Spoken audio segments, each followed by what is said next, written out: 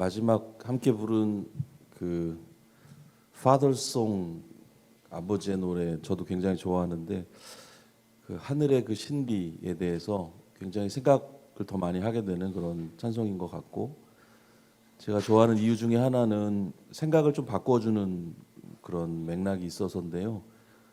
우리가 하나님께 노래를 부른다 이런 생각을 늘 하고 살지만, 우리가 찬양을 한다라고 생각을 하고 살지만, 그러니까 늘 우리의 노래를 받으시는 분이, 들으시는 분이 하나님이신 걸로 생각을 하며 사는 우리들에게 하나님이 먼저 우리에게 노래를 불러주셨어 이런 얘기를 해주는 찬송이기 때문에 더 마음에 와 닿는 것 같아요. 실제로 하나님께서 우리에게 불러주신 그 노래의 실체가 예수님이시라는 것, 그것을 명확하게 하고 있는 노래가 바로 이 파더송이거든요.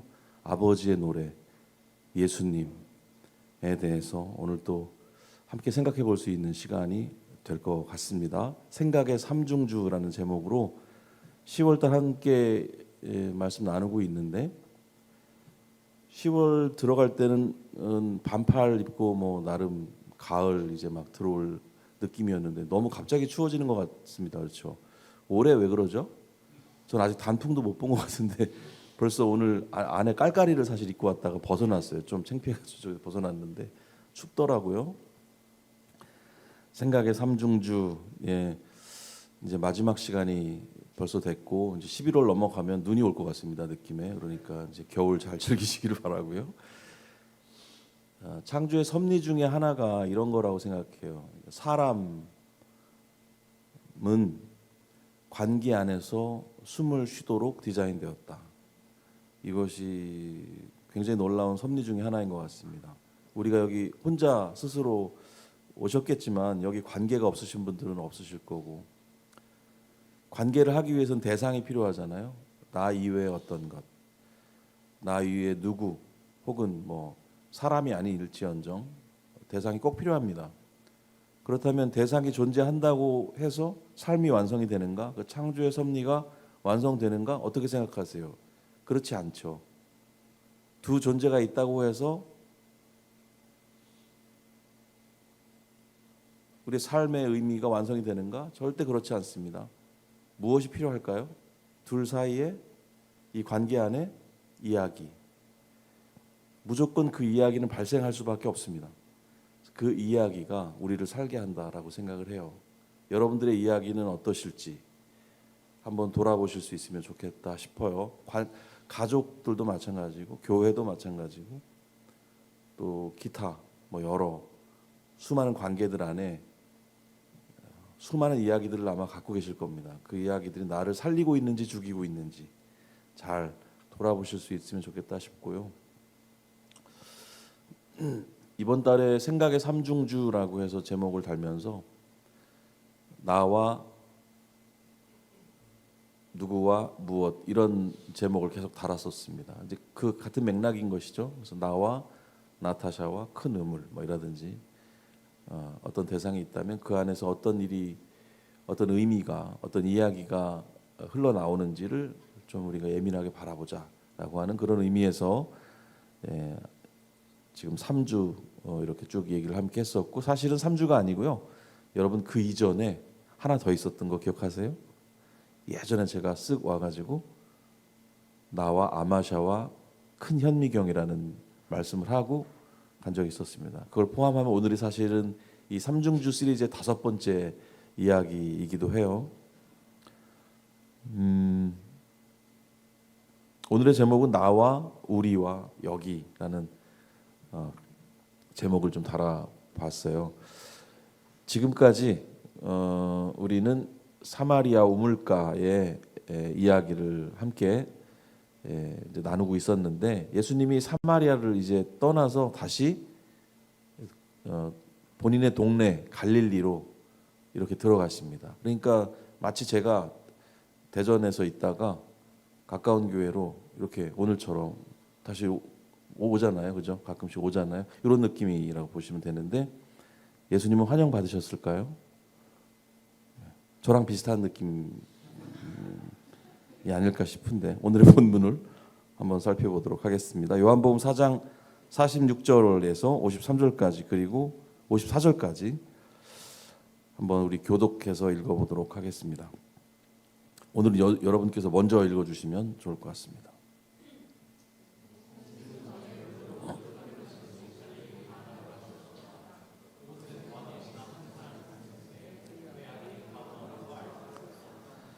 그 신하는 예수님이 유대에서 갈릴리로 오셨다는 말을 듣고 예수님을 찾아가 가버나움으로 와서 다 죽게 된 자기 아들을 살려달라고 애원하였다.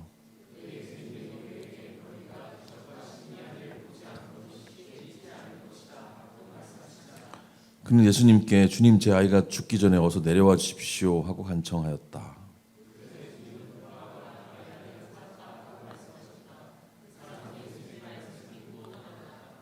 그는 가는 도중에 종들을 만나 아이가 살았다는 말을 듣고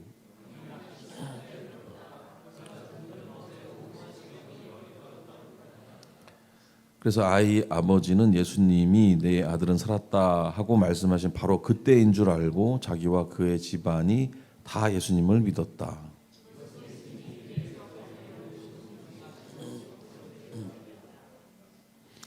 네. 예수님이 이제 사마리아에서 갈릴리로 이제 들어가셔서 그런 과정에서 있었던 일들 오늘 기록이 돼 있습니다. 갈릴리는 이렇게 보면 기적이 아주 자주 일어나는 기적의 마을처럼 느껴지기도 합니다. 왜냐하면 뭐 기적이 두 번째였다라고 얘기하시기도 하고 예수님께서 첫 번째 공생애를 시작하시면서 이제 공적인 본인의 사역을 이제 30이 되셔서 시작하시면서 첫 번째 기적이 그 사건이잖아요. 물로 포도주를 만드신 사건. 거기가 가나였다는 거고요. 그 가나로 다시 들어가셔서 또 두 번째 기적이 또 여기서 있었다.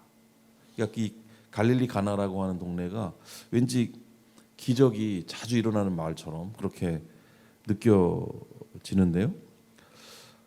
그런데 어제 갈릴리로 오시면서 오늘 본문에는 없는데 그 갈릴리로 떠나 오시면서 예수님께서 한 말씀을 하셨거든요. 그 말씀을 제가 읽어드리겠습니다. 43절, 44절인데 이틀 후에 예수님은 그곳을 떠나 갈릴리로 가시면서 예언자가 자기 고향에서는 존경을 받지 못한다 하고 직접 말씀하셨다. 이렇게 되어 있습니다. 그러니까 옛날 성경에는 좀 다른 표현으로 되어 있긴 한데요.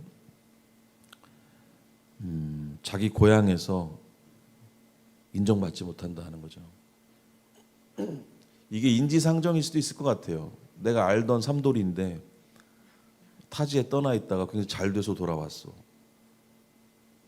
갑자기 와서 인기 가수래. 그러면은 인정이 잘 안 되는 거죠. 내가 알던 삼돌이 수준에서 계속 대하는 거죠. 그 인지상정일 수 있습니다. 그래서 여러분들도 이해해요, 제가. 여러분들 마음도 이해. 오늘 본문 시작하면서 갈릴리 가나에 대한 설명이 앞서 있는데 여러분들께 먼저 읽어드리게 한 것은 여기 갈릴리라고 하는 마을을 얘기할 때 앞에 괄호가 하나 있다고 치면 어떤 얘기가 거기 수식이 돼 있어요? 전에 물로 포도주를 만드신 이라는 표현이 일부러 거기 있습니다. 그리고 오늘 보면 끝에는 두 번째 기적이라고 해서 기적이 있었던 말인 것을 굳이 여기 더 설명을 하고 있습니다. 물로 포도주를 만든 사건, 그리고 오늘 두 번째 기적. 이 두 번째 기적의 이야기와 예수님의 언급을 또 비교해 볼 필요가 있는데 여기가 존경받지 못하는 장소 갈릴리였다는 걸 생각하시면서 한번 읽어보면 조금 의미가 좀 특별해지기도 합니다. 여러분들이 한번 읽어봐 주시겠어요? 우리 같이 읽은 내용이지만 그때 예수님이 그에게 너희가 기적과 신기한 일을 보지 않고는 쉽게 믿지 않을 것이다 하고 말씀하시자 그는 예수님께 주님, 제 아이가 죽기 전에 어서 내려와 주십시오 하고 간청했다. 요 내용인데 사실 갈릴리 사람들은 순전하게 예수님을 받아들이질 않았었습니다. 그래서 어쩌면은 기적이 거기서 자꾸 일어나는지도 몰라요. 기적, 신기한 일을 봐야 간신히 믿는 사람들로 느껴지기도 합니다. 물론 예수님은 그 사람들의 요구를 그 사람들이 원하는 방식대로 다 들어주신 건 아니에요. 그렇지만 사실 예수님의 방식을 통해서 본질적인 치유와 변화를 이끌어내시는 것을 알 수가 있는데, 신앙의 본질, 우리가 예수님 믿잖아요, 교회 다니잖아요. 이 신앙의 본질이라고 하는 것이 여기 다 동의하시겠지만 기적이나 신기한 일이 결코 아니라는 것을 기억해 두실 필요가 있습니다. 마음으로는 그렇게 인정하지만 우리 삶의 태도는 왠지 특별한 일이 나에게 일어나야 될 것 같은 기대감들을 갖고 살기도 하죠. 하지만 우리 평생 아무 일도 벌어지지 않을 수 있다는 것을 생각할 필요가 있겠습니다. 신앙이라고 하는 것은 그것의 유무에 의해서 결정이 되는 것이 아니다. 오늘의 짧은 본문 이야기를 읽으면서 예수님 마음을 한번 좀 살펴보면 좋겠어요. 예수님께서 어떤 마음이실까에 대해서 이 갈릴리로 들어가시면서, 특히 들어가시기 전에 어디 계셨던 거죠? 어디 계셨어요? 우물가에 계셨잖아요. 우물가는 사마리아였고요. 사마리아에 계시다가 이제 고향 갈릴리로 돌아가시는 그 과정에서 발생했던 이야기들을 생각해 볼 필요가 있는 겁니다. 사마리아에서 어떤 이야기가 있었는지 우리 2주에 걸쳐서 우물가의 그 나타샤의 이야기들을 같이 나누었고요. 그때 있었던 이야기들을 좀 맥락을 가지고 이제 갈릴리로 넘어가는 예수님과 그 갈릴리에서 있었던 사람들과의 이야기 속에, 그 관계 안에 어떤 이야기들이 벌어지고 있고 그것들은 어떤 대조가 되고 비교가 되는지 좀 생각해 볼 필요가 있을 거예요. 거기에 예수님 마음은 어떠셨을지도 생각을 해볼 수가 있는 거죠. 기적, 또 신기한 일에 초점을 맞추지 말기를 바라는 예수님의 마음이 있다고 생각합니다. 그래서 이 표현을 일부러 하셨다고 생각해요. 만약에 물로 포도주를 만든 일이라든지 아니면 왕의 신하의 아들을 말 한마디로 낫게 한 그런 기적적인 일들에 우리의 관심이 거기 쏠리고 거기에 초점을 맞춘다고 하면 우리는 이 본문의 존재 의미와 상관없이 그냥 우리 입맛에 맞게 이 성경을 가져다 쓰는 그런, 우리 용도에 맞게, 말씀에 우리를 맞출 생각이 없어요. 나한테 말씀을 맞추려고 하는 그런 삶의 태도를 가지게 되는 건데, 그거는 우리가 과연 그런지 알기는 어렵죠. 본인만이 아는 거겠죠. 본인의 양심은 아마 알 수 있을 텐데, 성경을 우리는 가이드북처럼 쓰면 안 되고요, 그죠?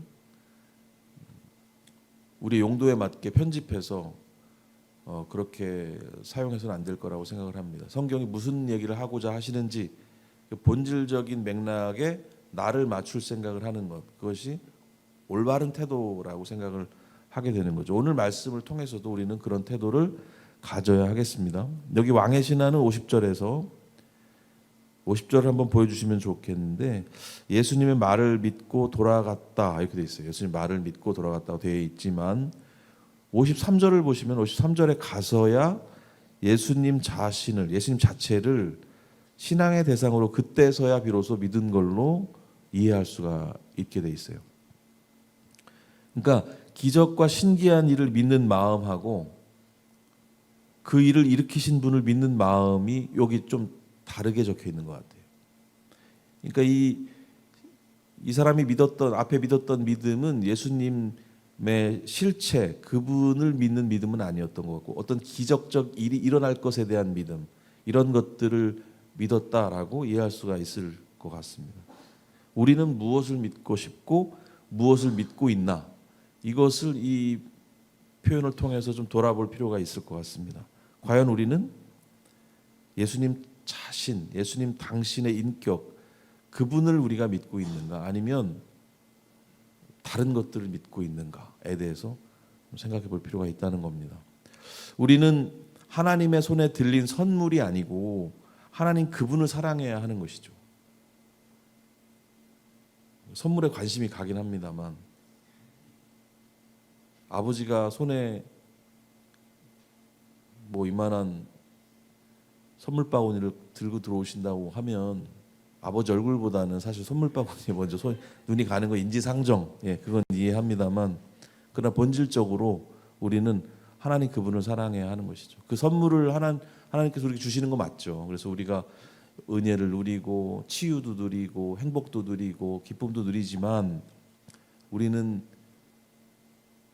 그 선물을 사랑하는 마음이 아니라 하나님을 사랑해야 되지 않을까요? 그죠? 신앙 안에 많은 일들이 벌어집니다. 선물 같은 일들이 많이 벌어져요. 하지만 거기에 우리가 과몰입해서 하나님을 잃어버릴 수가 있다는 겁니다. 우리의 목적에 맞추어서 우리의 욕망을 채워주는 대상을 섬기는 일을 일컬어서 우상숭배라고 합니다. 우상숭배는 하나님이 가장 싫어하시는 일입니다. 십계명에도 1번으로 등장을 해요. 십계명의 선발투수, 바로 우상숭배입니다. 우리가 입으로는 하나님을 섬긴다고 하면서 사실상 자신의 욕망을 채워준 우상을 섬기는 일을 할 수 있다. 끔찍한 얘기지만 그럴 수 있다라는 사실을 생각하고 진짜 신앙의 삶을 살아가시는 가까운 교회 가족들이 다 되시면 좋겠어요. 노래 한 곡 하겠습니다.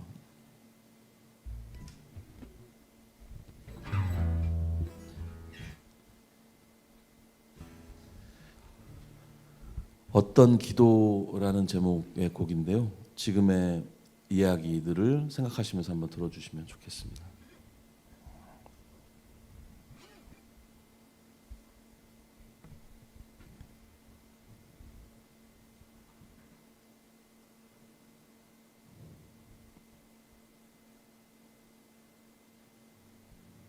다시 한번 시작해 볼까요?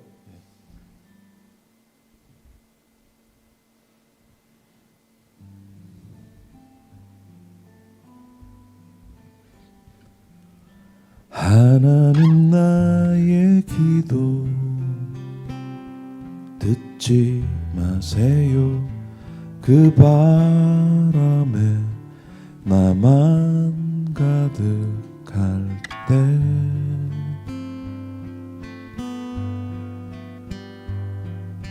하나님 나의 기도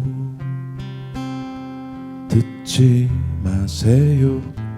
그 바람에 바람만 가득할 때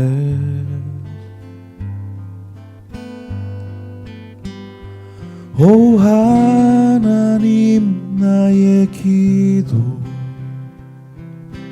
듣지 마세요. 그 바람에 착한 맘 없을 때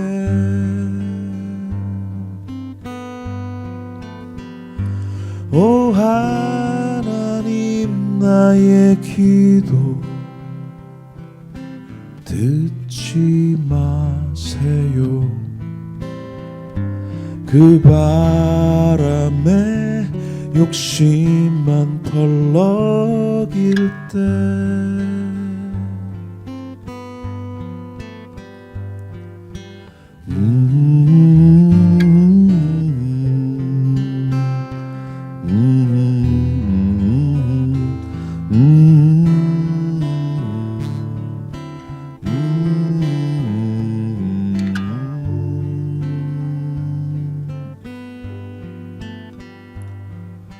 하나님 우리 기도 듣지 마세요. 그 바람에 우리만 가득할 때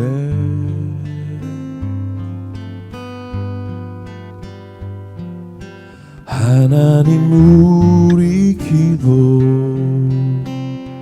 듣지 마세요. 그 바람에 바람만 가득할 때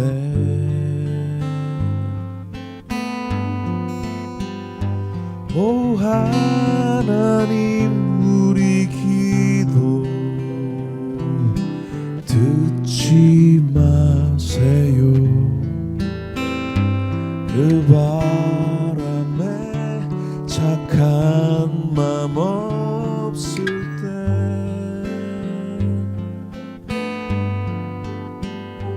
오 하나님 우리 기도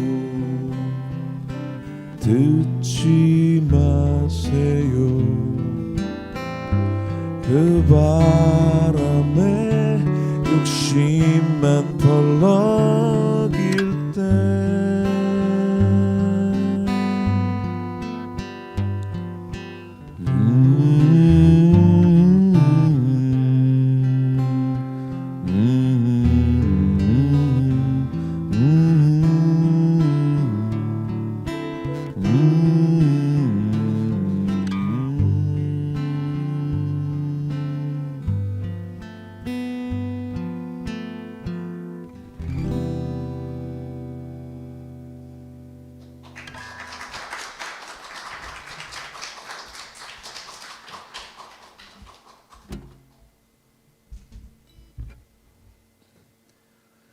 제가 만든 노래 중에 제일 최근에 만든 노래입니다. 7번째 앨범에 실린 음악인데 이제 아마 곧 들으실 기회가 있지 않을까 싶고요. 나만 가득한 기도, 바람만 가득한 기도. 여기서 바람이라고 하는 건 좀 이중적 의미인데, 기도라는 것은 그랬으면 좋겠어라는 바람에 그치는 것이 아니죠. 그렇게 바라고 있다면 그 바람에 따른 자기 행동이 따라가야 돼요. 그게 온전한 기도이죠. 그래서 예수원에 가면은 노동이 기도고 기도가 노동이다 이렇게 써 있기도 하고요. 어찌 보면 연습이 기도일 수도 있습니다. 내가 그걸 잘하기 원한다면 연습해야 되잖아요. 잘하면 좋을 텐데 이건 기도가 아니에요. 그냥 바람일 뿐이죠. 연습하면 잘하면 좋을 텐데를, 그 말의 진정성을 자기가 직접 드러내는 기도가 된다고 생각을 합니다. 바람만 가득한 기도, 착한 마음 없는 기도.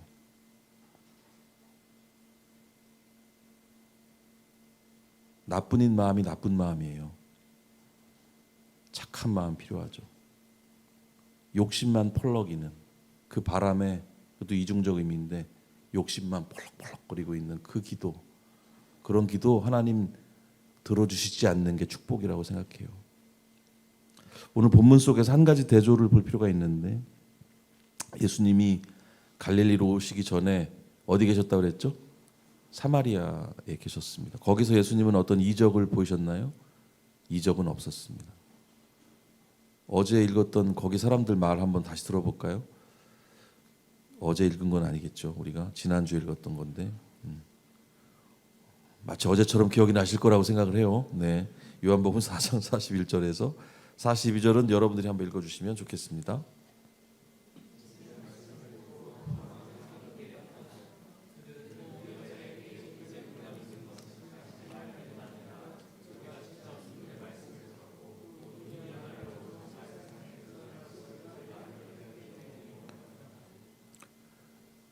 그 나타샤가 뭐 자기 과거를 예수님에게 들었습니다. 그것도 어쩌면 이적에 비슷한 일일 수도 있고 신기한 일일 수 있겠는데, 동네 사람들은 그 신기함 때문에 예수님을 믿었다 이렇게 볼 수 없는 거예요. 그죠? 왜냐하면 이분들이 직접 고백하고 있잖아요. 그런 특별한 일 때문에, 그리고 그 나타샤가 해줬던 얘기들 때문에 우리 동네가 예수님 믿은 게 아니고 뭐 때문에 믿었다고 그랬어요? 이분의 말씀을 들었고 직접 이분의 말씀을 들었다. 이분이야말로 세상의 구주라는 것을 우리가 알게 됐다라고 그 인식의 변화를 여기서 얘기를 하고 있습니다. 갈릴리 사람들에게서보다 훨씬 고상하고 진실한 신앙의 태도를 놀랍게도 배척받던 사마리아인들에게서 발견하게 됩니다. 사마리아 여인의 과거를 낱낱이 알고 있다는 신비로운 상황이 이 동네를 믿음으로 이끈 것이 아니고, 신비로운 일을 하시는 그분의 말씀을 듣고, 그러니까 선물이 아니라 그분 자체, 거기에 관심이 있었던 것이죠. 그리고 예수님을 메시아로 인정을 하게 된 거죠. 예수님의 목소리나 화술 때문이 아니었을 거예요. 말 잘하는 사람이 성경에 많이 나오지만은 굉장히 중요한 역할을 하셨던 분들이 그렇게 말을 잘하는 사람은 아니었다, 그런 얘기도 있습니다. 바울도 그렇게 달변이 아니었다고 하더라고요. 그래서 글을 잘 썼다고. 그들이 갖고 있었던 본질적인 질문이 무엇이었을까요? 사마리아 사람들, 우리는 누구고 여긴 어딘가를 늘상 질문하던 사람들이었습니다. 그 동네의 태도가 부글부글 끓다가 툭툭툭툭툭툭툭 이제 표현이 됐을 텐데, 그것이 그 마음을 우리가 어디서 읽을 수 있냐면 나타샤의 발언들에서, 나타샤가 궁금했던 것, 질문들에서 그 동네의 질문을 우리가 이제 느낄 수가 있었다, 이런 말씀 드렸었죠. 그 추구, 그 질문을 포기하지 않았기 때문에 그들이 결국 예수님을 만나게 된 거라고 생각을 합니다. 우리 신앙은 어떻습니까? 직접 예수님의 말씀을 마음으로 듣고 어떤 특별한 일 때문이 아니라, 어떤 기적 때문이 아니라, 상황과 상관없이 그분의 존재 자체를 믿는 나의 주님이시자 세상의 구주로 그렇게 믿는 우리 가까운 교회 분들의 신앙이 됐으면 좋겠어요. 우리가 복음을 잘 알고 있다고 생각하지만 다시 들어야 됩니다. 다시 듣고 우리가 다시 좀 해체시켜야 돼요. 우리가 마침표 찍어놓은 모든 것들을 다 해체시켜 놓을 필요가 있습니다. 주워 들은 얘기들, 넘겨짚은 믿음들, 진짜 그런지 보셔야 돼요. 나는 누구고 여긴 어디인가라는 본질적인 질문은 다시 이런 질문으로 구체화될 수 있다고 생각해요. 오늘은 뭘로 채워갈 것인가? 내일은 어떻게 준비해야 할 것인가? 우리는 또 어떻게 관계해야 할 것인가? 내가 누구고 여긴 어디인지 질문이 없다면 이런 게 그렇게 중요하지 않을 거예요. 그런데 내가 누구고 여긴 어디지라는 질문을 품고 있다면, 그리고 거기에 대한 대답을 성경으로부터 얻고 있다면 분명 이런 질문을 그 다음 단계로 할 수밖에 없을 것 같아요. 오늘 뭐로 채우지? 내일 뭘 준비하지? 우리는 어떻게 관계해야지? 그 질문 안에 뭘 채워야 될 것인가에 대해서 계속 생각을 할 수밖에 없게 될 거라고 믿습니다. 노래 한 곡 부르겠습니다.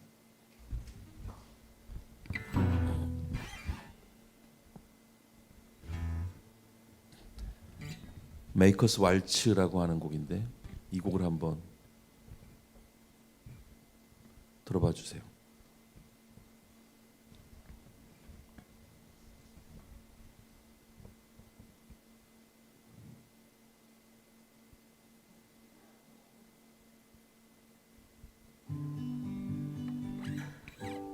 생각을 깎아서 마음을 만들자. 마음을 깎아서 기도를 만들자. 기도를 깎아서 노래를 만들자. 노래를 깎아서 오늘을 만들자.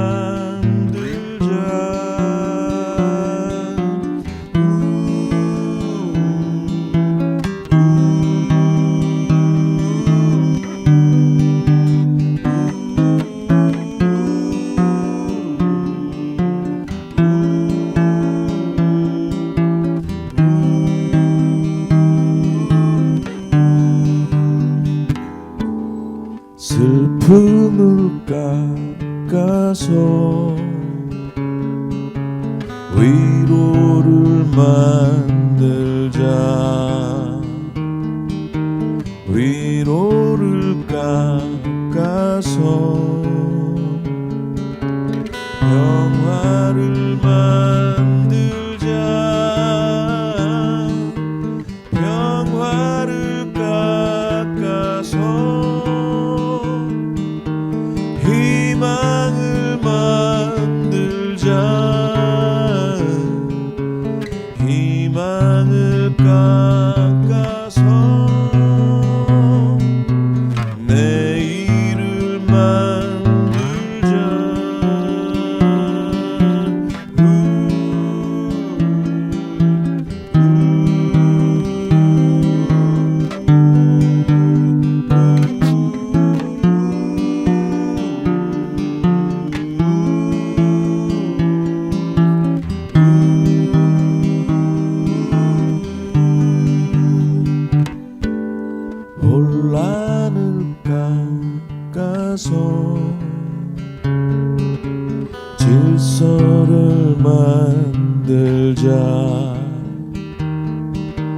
질서를 깎아서 자유를 만들자.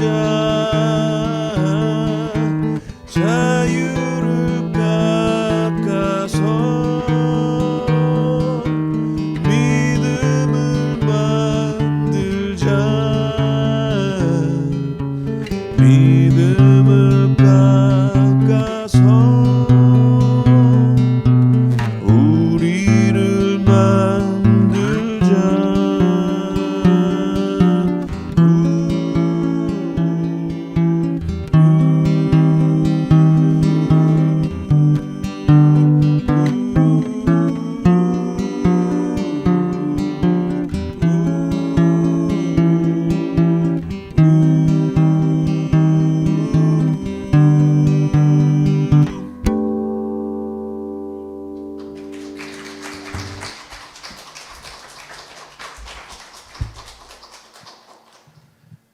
이 박수의 크기가 선지자가 고향에서 대접받지 못한다는 말씀을 여실히 증명하고 있다는 생각이 잠시, 아니 농담이고요. 너무 감사합니다. 이 노래가 제가 만든 노래 중에 가장 최근에 만든 노래입니다.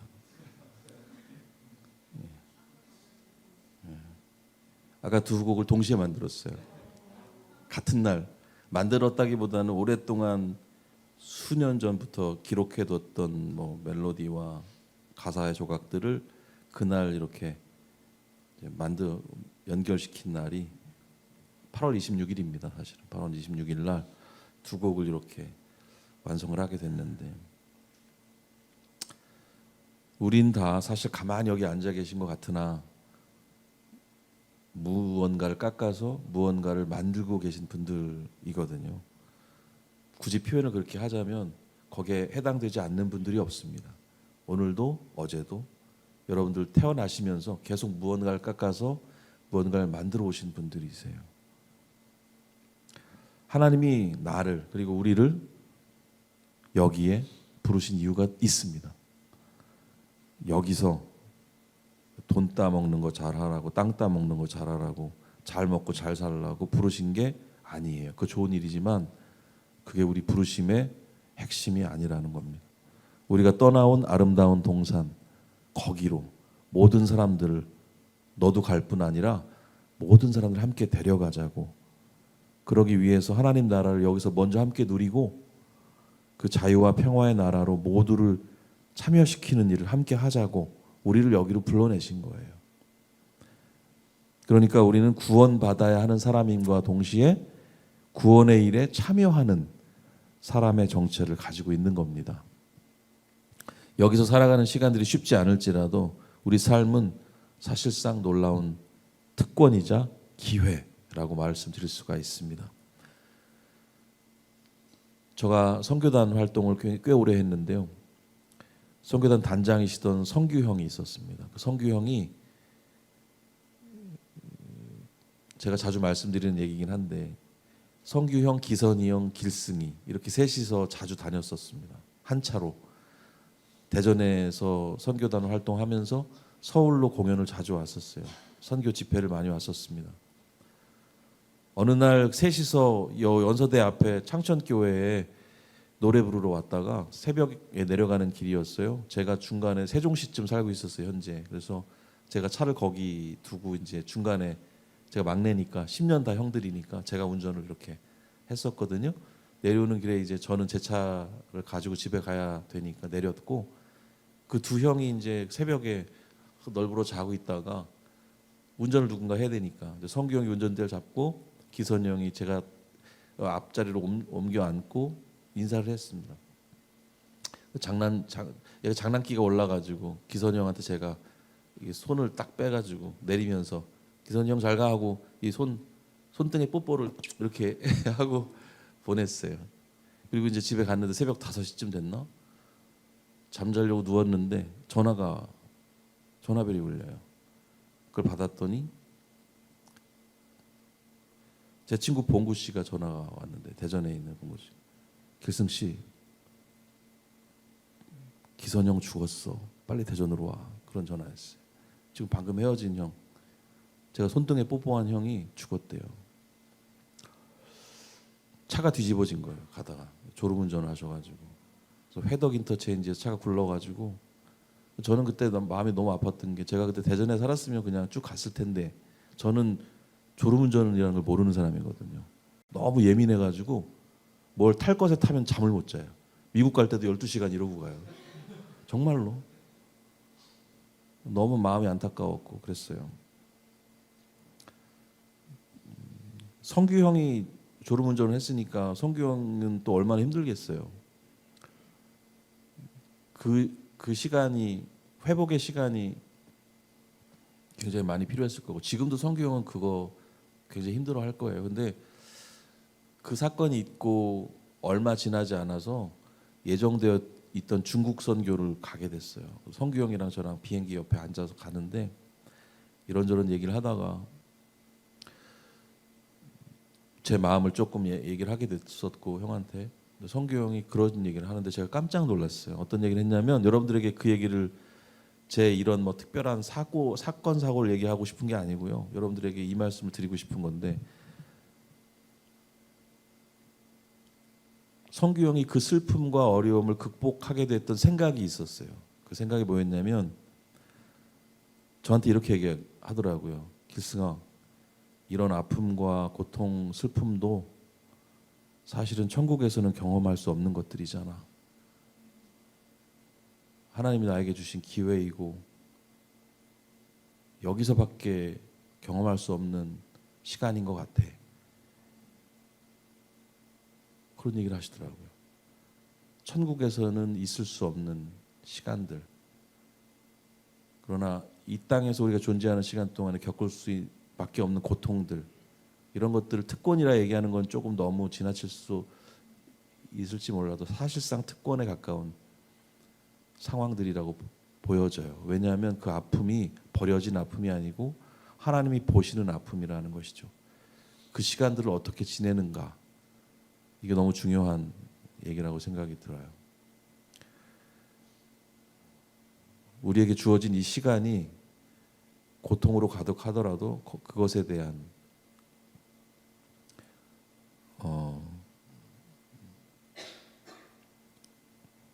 천국에서는 경험할 수 없는, 뭐랄까, 우리가 이 땅에 태어나서 이 시간을 지내고 있는 사람들로, 지구인으로 있다는 것만도 굉장히 특권이라고 생각을 하고요. 이런 수많은 삶의 이야기들 안에 이런 것들을 하나님이 주신 이 귀한 시간을 부르심의 시간이라고 생각하시는 것은 너무 의미 있는 그런 생각이라고 여겨집니다. 그래서 좀 나누어 드렸고요.